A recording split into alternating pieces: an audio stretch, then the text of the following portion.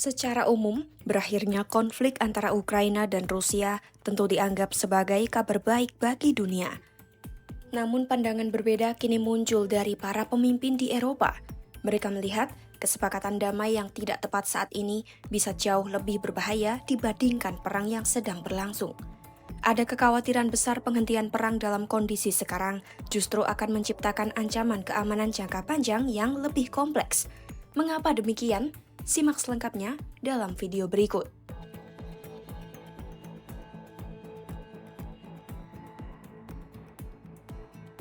Pada awal 2025, para pemimpin Eropa yang selama ini menggalang dukungan untuk Ukraina menegaskan sikap mereka bukan semata soal solidaritas. Mereka menyebut tujuan mereka adalah mempertahankan demokrasi, menegakkan hukum internasional, dan melawan agresi Rusia. Namun di balik itu ada kepentingan keamanan Eropa sendiri. Para pemimpin Eropa menilai, kesepakatan damai yang terlalu menguntungkan Moskwa justru berisiko memicu konflik yang lebih besar dan menyebar ke seluruh benua Eropa. Kekhawatiran ini muncul karena Rusia dinilai berada dalam posisi yang lebih kuat jika perang dihentikan sekarang. Moskwa telah meningkatkan kapasitas produksi militernya secara signifikan dan berpotensi keluar dari meja perundingan dengan keyakinan perubahan batas wilayah bisa dilakukan dengan kekerasan. Dalam skenario ini, Rusia juga dipandang akan melihat NATO sebagai aliansi yang lemah dan tidak mampu memberikan efek jera. Di lain sisi, ibu kota Eropa menghadapi tekanan finansial yang besar. Banyak negara Eropa khawatir tidak memiliki pilihan selain meningkatkan belanja militer secara drastis dan mempercepat persiapan pertahanan. Langkah ini diambil bukan karena ingin berperang, melainkan untuk mempertahankan daya tangkal jika Rusia kembali bertindak agresif di masa depan. Bagi Eropa dan Ukraina, kesepakatan damai yang buruk yang melemahkan Kiev dan membuatnya rentan dinilai lebih berbahaya dibandingkan tidak adanya kesepakatan sama sekali untuk saat ini. Pandangan itu ditegaskan Menteri Pertahanan Jerman Boris Pistorius yang menyebut masa depan Ukraina terkait erat dengan masa depan Eropa. Oleh karena itu menurutnya jika Eropa tidak dapat mencapai perdamaian yang abadi dan adil bagi Ukraina, Eropa juga tidak akan memiliki jaminan keamanan.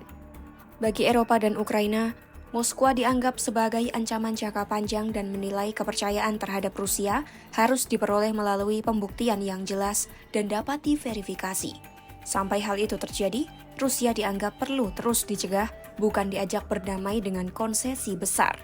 Kekhawatiran Eropa ini diperkuat oleh hasil survei terhadap 500 pakar keamanan Eropa yang menempatkan gencatan senjata yang menguntungkan Rusia sebagai salah satu dari dua risiko terbesar bagi Uni Eropa dalam setahun ke depan. Risiko lainnya adalah perang hibrida atau konflik zona abu-abu yang menurut banyak pejabat sebenarnya sudah dijalankan Rusia terhadap Eropa. Ringkasan survei menyebut, jika kesepakatan damai memberi keuntungan wilayah bagi Moskwa, hal itu sama saja memberi hadiah atas agresi Rusia dan akan melemahkan Ukraina sebagai negara yang merdeka dan demokratis. Laporan itu juga memperingatkan perdamaian versi Rusia akan menunjukkan ketidakmampuan Uni Eropa dalam membentuk lingkungan keamanannya sendiri. Peringatan serupa disampaikan oleh Sekretaris Jenderal NATO Mark Rutte yang menggambarkan skenario terburuk jika Rusia mencapai tujuannya. Menurutnya, Ukraina akan berada di bawah pendudukan Rusia, pasukan Moskwa menekan perbatasan NATO yang semakin panjang, dan risiko serangan bersenjata terhadap negara-negara aliansi meningkat drastis. Ia menegaskan NATO harus meningkatkan kehadiran militernya di dekat perbatasan Rusia, meski hal itu akan menuntut biaya besar dan menyakitkan secara ekonomi.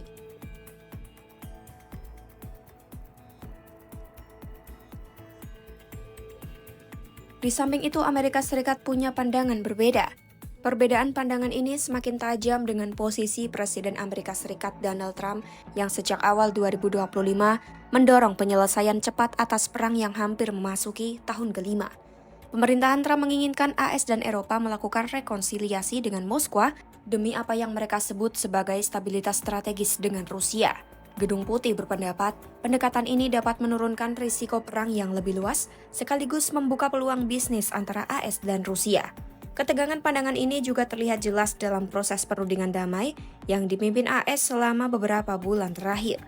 Di tengah ketegangan ini, secercah titik temu mulai muncul setelah 2 hari perundingan di Berlin, termasuk 8 jam negosiasi langsung antara Presiden Ukraina Volodymyr Zelensky dan utusan utama Trump untuk Rusia. AS disebut memberikan komitmen lebih kuat terhadap jaminan keamanan Eropa bagi Ukraina dan Trump berjanji akan mencari dukungan Senat AS. Namun isu paling sensitif yaitu kontrol wilayah masih menjadi ganjalan utama. Selama berbulan-bulan, Eropa berupaya mendorong Washington menjauhi proposal yang dianggap terlalu menguntungkan Moskwa. Eropa dan Ukraina bahkan menolak dorongan Gedung Putih agar Kiev menarik pasukan dari wilayah Donbas yang masih mereka kuasai karena khawatir langkah itu justru membuka jalan bagi invasi Rusia di masa depan. Pekan ini, Uni Eropa juga menghadapi keputusan penting soal apakah akan menanggung biaya untuk mempertahankan Ukraina. Para pemimpin Uni Eropa dijadwalkan bertemu di Brussels untuk membahas pemanfaatan aset Rusia yang dibekukan sebagai jaminan pinjaman senilai 105 miliar dolar atau sekitar 1,7 kuadriliun bagi Kiev. Pinjaman tersebut ditujukan untuk menopang anggaran dan kebutuhan militer Ukraina selama 2 tahun ke depan. Tanpa dana ini, Ukraina diperkirakan kehabisan uang tunai pada musim semi, sehingga posisinya dalam perundingan damai akan lemah. Keputusan Eropa menjadi krusial karena AS telah menghentikan hampir seluruh dukungan keuangan bagi Ukraina, sementara opsi pendanaan lain semakin terbatas. Dana dari aset Rusia yang dibekukan itu dinilai akan sangat menentukan, baik untuk pemulihan ekonomi jika perang berhenti, maupun untuk menopang pertahanan jika Rusia melanjutkan invasi. Perdamaian dalam konflik Rusia-Ukraina tampaknya bukan sekadar soal menghentikan perang, melainkan menentukan arah keamanan jangka panjang Eropa. Bagi banyak pemimpin Eropa, kesepakatan damai yang tidak kuat dan tidak adil justru berisiko melahirkan ancaman baru. Sehingga, pilihan antara perang atau damai kini dipandang sebagai dilema strategis yang jauh lebih rumit. Pantau terus perkembangan konflik Rusia-Ukraina hanya di YouTube Kompas.com.